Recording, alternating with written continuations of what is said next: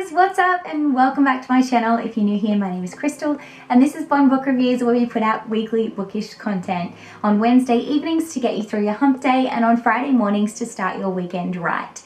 Yes, I am wearing the exact same thing that I wore in my video on Wednesday because I am pre-filming, because I have my house for sale at the moment. We rent this house, we don't own it, and our owners have decided that they are going to sell their house. So we have prospective buyers coming through 2 times a week, and it means that I am having to spend some of my evenings that I usually would film and edit cleaning, getting ready for those potential buyers. So I am pre-filming.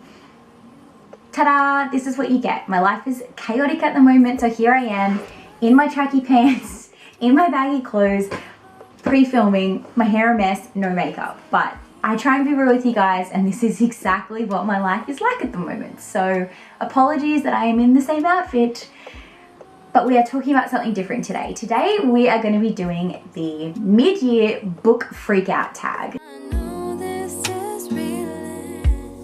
I'm so happy that you're mine.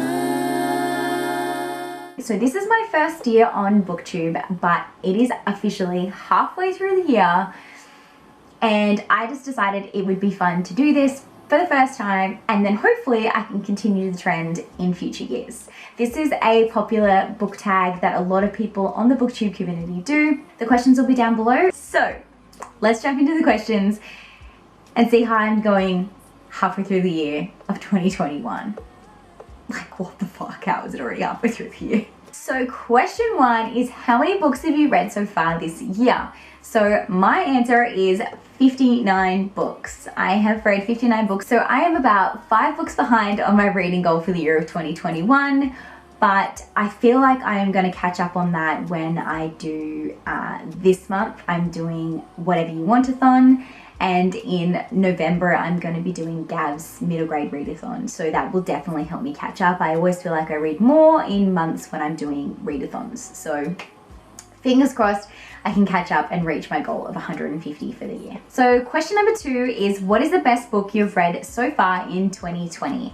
For me, I would have to say this is Hideout by Jack Heath. I absolutely love this series, absolutely love Jack Heath as a writer, and I was so excited when this one came out. It did come out at the end of 2020, but I didn't get around to reading it until the year of 2021, and it has been my favorite so far this year. It will take a very, very good book to overtake this one. So this one, if you are unfamiliar, follows the story of a FBI consultant who is also a cannibal.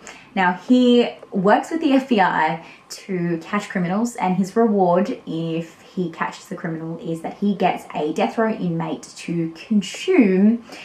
And he's gone down rabbit hills of all kinds of crazy shit over the 3 books, but this was definitely one of my favorites out of the 3.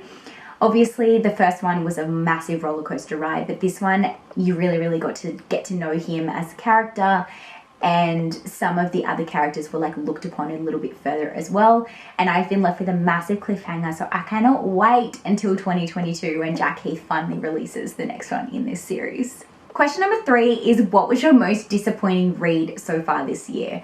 And with this one, I've already unhauled it. I don't own it anymore. I gave it to my dad. He loved it. It just wasn't for me. And that's why I guess it was so disappointing, is because it's a really popular series. So I expected to love it.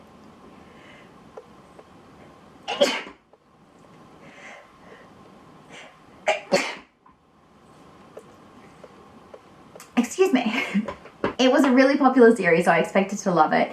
And that is The Lies of Locke Lamora by Scott Lynch. But it just wasn't for me. I don't know what it was, whether it was the wrong time for me to read this because it was too big and chunky, because I just didn't really vibe with the characters. There was a lot of reasons why, but this one just wasn't for me. It was slightly disappointing, unfortunately. I didn't continue the rest of the series. I only read book 1, and then I gave book 1, 2, and 3 directly to my dad. He loved it. He read all 3 in like a week or 2 and really enjoyed it. So I was glad that I was able to pass it on to someone else who would enjoy it. But for me, it was my disappointing read of the year, unfortunately. The next question is, what is the best sequel that you have read so far in the year of 2021? I have to say Hideout, obviously. But if it wasn't Hideout, it would be The Wise Man Fear by Patrick Rothfuss. I really enjoyed getting back into the King Killer Chronicles, I'm not gonna lie. I have been left on a little bit of a cliffhanger. I know it's 10 years in the making. We are hoping for book 3. Although I really loved Jack Heath's book and it is probably my favorite series continuation, I will have to say that The Wise Man's Fear definitely ends up on this list as well. So the next question is, what genre have you read most this year? Well, according to my core pile data, which I'll put up here, my biggest read genre is fantasy, which actually surprises me because last year it was thriller. So I obviously have been enjoying a lot more YA fantasy this year. Maybe it's what I'm in the mood for. Maybe I overdid thrillers last year. I don't know. But yeah, it is fantasy so far this year. It'll be interesting to see how that is at the end of the year, whether that is still the same or whether I have gone back to my comfort reads of thrillers by the end of the year. Next up is new releases that you are really keen to read. Obviously there are so many, like my bookshelf is full of them, but 3 of them are kind of jumping out at me. These are some new releases that I have acquired recently, and they are Going the Distance by Jen Colanita. This is the Hercules retelling for the Disney Twisted Tales. House of Hollow by Crystal Sutherland. This one is a serious FOMO. I am super keen to get into this one, knowing how dark it is and twisted and just weird and wild and wacky. And so yeah, it is definitely a FOMO read, want to get to aspect. And the last one is Threadneedle by Kari Thomas. I was lucky enough to win an ARC copy of this and I still haven't gotten to it. But yeah, I am super excited to get to this one. I've heard really good things. I've seen it all over the shelves now and I just want to get into it immediately. Next question is my most anticipated reads for the second half of the year.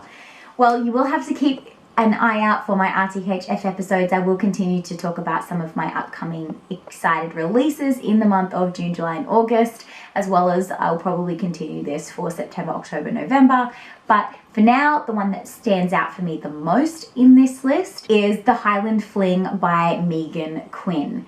I don't know what it is about this book, but when I read the caption and byline about this story, I just instantly pictured a really hot, sexy man with an accent in a kilt, and I'm just down to it, down to read it. I just need to read it. I'm not a huge romance reader, but when I read this, I was just like, I need to read this immediately. So our next question is, what book was your biggest surprise? And for this one, I have to say The Emporium of Imagination by Tabitha Bird. This one I was on a book tour for, and I was super surprised by how much I loved this one. I thought that I was going to like it. I thought that I was going to enjoy it. It was going to be a quick read, but I did not expect it to be a 5-star read. I did not expect myself to love it as much as I did.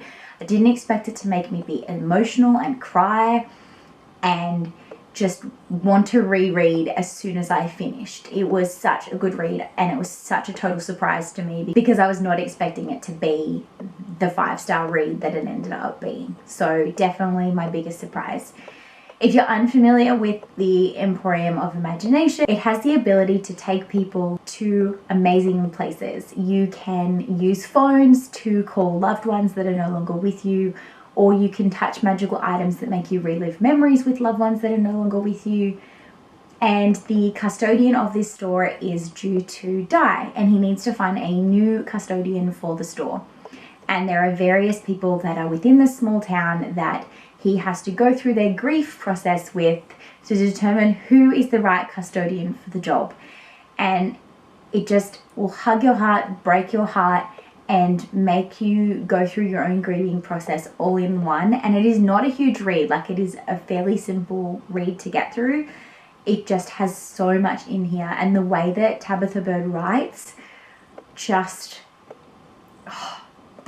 it's just amazing. Just read this book, that's all I have to say. So the next question is my favorite new author, and this is either a favorite debut author or one that is new to me. Obviously I'd have to say Tabitha Bird because she became an auto-buy author for me after I read The Emporium of Imagination, and some other people that I've read so far just this year that have become auto-buy authors for me would be Jane Harper, who I loved The Dry from her. It was amazing, and I really enjoyed some of her other reads that I've read also this year. And I would also have to add Bianca Miaris to this list after reading Hum If You Don't Know the Words. I have her book If You Want to Make God Laugh on my 21 books to read in 2021, and I'm super excited to get to that one. So they would probably be three of my like favorite new authors, like new to me per se. Now our next question is newest fictional crush. Now I'm going to say a few things here that are probably going to get me axed from the book community. I don't really have book boyfriends. Like, I can read a book and I can appreciate a character, and I can appreciate that he's sexy AF, and I can appreciate that he probably would be really good to date. But I don't look at characters that way when I read books, unfortunately. But if I had to pick a recent book that I have read that has a book boyfriend or a book crush in it, I'd probably have to say the closest thing would be Hunt from House of Earth and Blood by Sarah J. Maas. He was just too good looking and too like witty and bantery for me to not be like a little bit of drool came out, I'm not gonna lie. So that would be my crush that I can think of the books that I've read so far this year. But I've read not very good books this year, so it may not necessarily be the book's fault. And that leads on to my next question, which is my new favorite character, and I would have to say it is Bryce out of Crescent City, House of Earth and Blood by Sarah J. Maas, because she's a badass fucking bitch who has awesome red hair, and I just think she is just the epitome of what every girl wishes they could be if they were in a book. Well, I can't speak for every girl, but for me, I think she's an awesome character. I loved reading about her, so she's definitely my new like favorite character. The next question is, what books have made you cry so far this year? Well, I have to say I am a very emotional reader, so I do cry a lot when I read books. Anthony thinks it's a serious problem. But I can watch like a movie, a TV show, or read a book and empathetically feel the pain that the character's going through, and I will cry. Like, it's just what happens. But the two that probably stand out the most for me would be obviously The Emporium of Imagination by Tabitha Bird, but also Our Souls at Night by Kent Haruf. I read this for Becca's Bookopoly-thon, and I was in the middle of reading sprints reading this, and my eyes got so glassed over that I couldn't even see the screen anymore, and they started laughing and I had no idea what was going on, because this is what my eyes look like when I was trying to read this book. Thank you, camera, for like going blurry at like the best time. But yes, Ken Haruf's Our Souls at Night. It follows the story of two elderly people who decide that their loved ones have both passed away, they're alone, and they decide to become companions for each other, and a new love forms, and it is just so beautiful, and I love it, and I'm thinking about it right now. It also has a movie as well, and it's a really thin book, so if you want to read it, I do warn you, it made me cry like a blubbering mess. And of course, without talking about books that make you sad, we have to talk about books that make us happy. Well, I have to say, every book I've read has made me happy, even the ones that have made me cry. I know that's a really corny answer, but it's the only one I have. Every book I read makes me happy, except for the few that I want to like throw across the room because they piss me off. But if I'm enjoying the book, then it goes on my happy list. The next question is the most beautiful books that you have received so far this year. And they actually arrived today, and that is the 3 Del Toro Quest compendiums. So I managed to score number 3 for $2 at the op shop. It doesn't have a dust jacket and it's not in like the best condition, but I still had to get it. And then I went online and I purchased number 1 and number 2, and they are just amazing. And I'm super excited to reread all 3 series, or all 3 seasons of Del Toro Quest for Gav's middle grade readathon later in the year. because who doesn't want to relive that experience? It was such a good experience. Anyways, they are probably, like, they're not that stunningly beautiful, but they're so beautiful for me because of their reminiscent qualities. So the next one is, what books do you need to read by the end of 2021? Well, other than the 365 TBR books behind me, I have 6 books left on my 21 books to read for 2021. And they are The Lost Man by Jane Harper, Sorcerer of Thorns by Margaret Rogerson, A Heart So Fierce and Broken by Bridget Kemmer, If You Want to Make God Laugh by Bianca Miaris, The Girl Who